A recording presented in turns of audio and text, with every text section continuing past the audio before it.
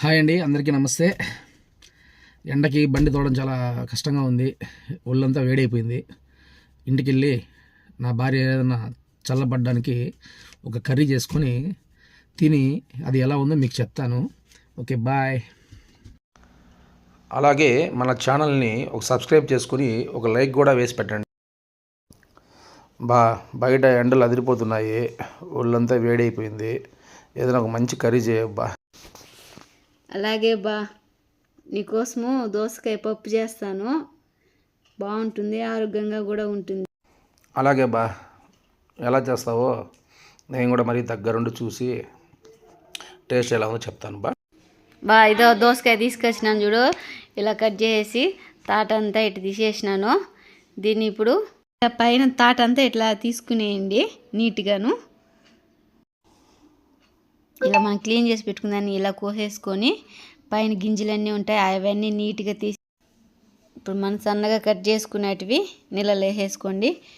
ఇప్పుడు కట్ చేసుకున్నాం కదా, ఇప్పుడు కుక్కర్ గిన్నె తీసుకొని మనకి ఎన్ని కావాలో అన్ని కందిపప్పు వేసేసుకొని ఇప్పుడు మనం కోసి పెట్టుకునే దోసకాయ ముక్కలు, టమోటాలు,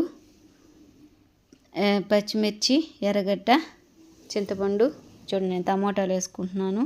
దోసకాయ ముక్కలు వేసుకున్న తర్వాత ఇలా టమోటాలు కట్ చేసి వేసేసుకోండి. నేను 2 ఎర్రగడ్డలు కూడా వేస్తున్నాను. పచ్చిమిరపకాయలు ఇలా తుంచి వేసేసుకోండి, కట్ చేసి వేసుకోవచ్చు. తగినంత చింతపండు, తగినంత పసుపు. ఇప్పుడు నీళ్ళు పోసేసుకొని ఇప్పుడు కుక్కర్ మూత పెట్టేసుకొని పొయ్యి మీద పెట్టేసుకుందాము. ఇలా 4 విజిల్ వస్తే చాలండి, ఉడికిపోతుంది. చూడండి ఎలా ఉడికిపోయిందను. ఇప్పుడు మనం పప్పు గుత్తి తీసుకొని దాన్ని బాగా ఎనుపుతున్నాము. ఇప్పుడు తిరువాత పెట్టుకుందాము. ఇప్పుడు నూనె బాణీలు పెట్టుకొని నూనె వేడైపోయినాక ఆవాలు, జీలకర్ర, తెల్లగడ్డ, ఎండుమిరపకాయలు ఇప్పుడు బాగా కలబెట్టుకున్నాక ఇప్పుడు యాగనిచ్చి ఎర్రగడ్డ, కరివేపాకు బాగా వేగిపోయింది చూడండి. ఇలా ఇప్పుడు నేను ఇంగువ వేసుకుంటున్నాను కొద్దిగా, తిరువాతకి బాగుంటుంది స్మెల్ అన్నీ. ఇప్పుడు తిరువాతని ఎత్తి పప్పులో కలుపుకుంటున్నాము. చూడండి అయిపోయింది, ఇంతే. నంచుకోవడానికి ఎండి చేప కాలుస్తున్నాను. ఆహాహా, చూస్తూ ఉంటేనే ఎండు చేప పప్పు చూడు, సూపర్. తినడానికి ఎలా ఉంటుందో చూసి చెప్తాను. ఆహాహా, టేస్ట్ అదిరిందబ్బా, అదిరింది. ఎండు చేప పప్పు కూడు సూపర్.